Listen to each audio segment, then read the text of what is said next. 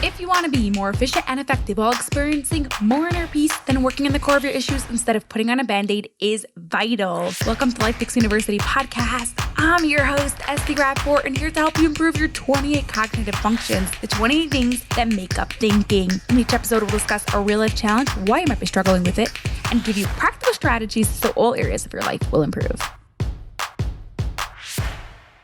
Ever wonder what life looks like after you improve your cognitive functions, or what cognitive functions are needed for specific actions? That's what's coming up next on the LifePix University podcast, episode 372. But first, screenshot this episode and share it on Instagram. Don't forget to tag me at LifePix University so I can thank you personally. Now, for today's real life challenge, imagine your life is currently a mess. You can't get anything done and you're always in a state of stress, but you just signed up for LifePix University's Your Brain Rewired, our signature program to rewire your brain.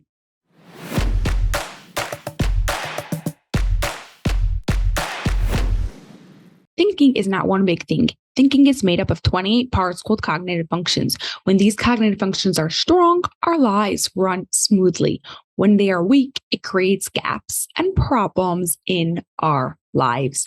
We're going to go through some of daily struggles that a lot of people have before they improve their cognitive functions. We're going to go and show you what their life looks like, and we'll discuss what their life looks like after they improve their cognitive functions. Obviously, your life looks different depending on your cognitive functions. So some of these examples might relate to you, and some of these examples will be completely irrelevant. So you'll just skip them because that means you have those strong cognitive functions. Okay, you ready? So before you improve your cognitive functions, you may be always late for meetings and appointments. You may be not remembering important information. You might be struggling to keep your house or office or desk organized. You might be constantly missing important papers or documents. You might always have this feeling of not feeling prepared, and you come to meetings and you're just like, oh, I'm missing that and I needed that. And you just don't have this feeling of preparedness. You might have people not listening to your directions. You may always be getting lost. And you may be struggling with always having to reread emails a few times in order to understand them. I could go on and on. It will really depend on your cognitive functions and how strong each one of them. Here are just some examples that I see super often. And also remember, even in every example that I gave, there's extremes. Always getting lost. What does always getting lost mean? Does it mean once a week? Does it mean once a day? Does it mean once a month, right? So there's different extremes depending on how strong your cognitive functions are. Now what we're going to do is we're going to go and show you what, if this is the thing you're struggling with, what cognitive function you are going to need to improve and what your life looks like after. Again, I can't stress it enough. Each one of these daily actions will depend on your cognitive functions. Now, for most tasks, it's more than one of them. And it could be different for different people. So what I'm going to share with you are the most popular ones, the one I see most often, but maybe in your situation, very possibly it is different. That's why cognitive functions is so much about it being customized and about how your brain works. Okay. So this is just some examples for you to start beginning to see like, hey, how does this relate to me? Okay.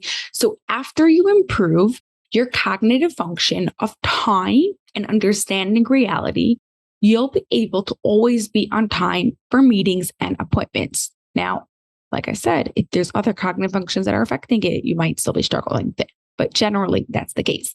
After you improve the cognitive function of working memory, you'll be able to remember important information. After you improve your cognitive functions of comparing, categorizing, and summing up, you'll be able to keep your house, office, or desk organized.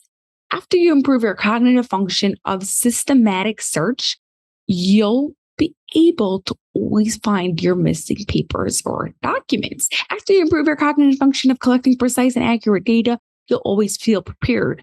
After you improve your cognitive functions of labeling, projecting virtual relationships, and being precise, people will begin listening to your directions, unless they also have cognitive deficiencies and it makes them hard to listen.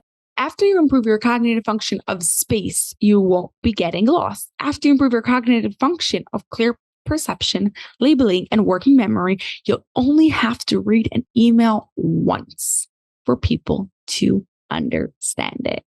There you go, the before and afters of improving your cognitive functions.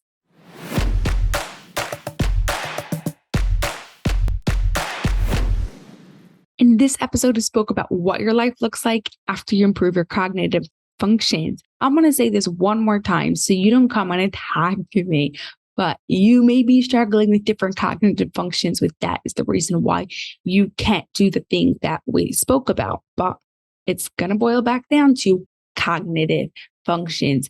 If you'd like to improve your cognitive functions and really have this easier life of what your life looks like after you improve your cognitive functions, head over to lifepicksuniversity.com/YPR. It's LifePicks, PIX, university.com/YPR. Just like we gave in our real life example of signing up for your brain rewired. That's all for this episode of the Life Picks University podcast. If you enjoyed it, please share it with 2 of your family and friends so they too can gain from it, and you'll be helping us reach our goal of 1 million downloads by the end of 2025. Have an awesome rest of your day and grow those dendrites.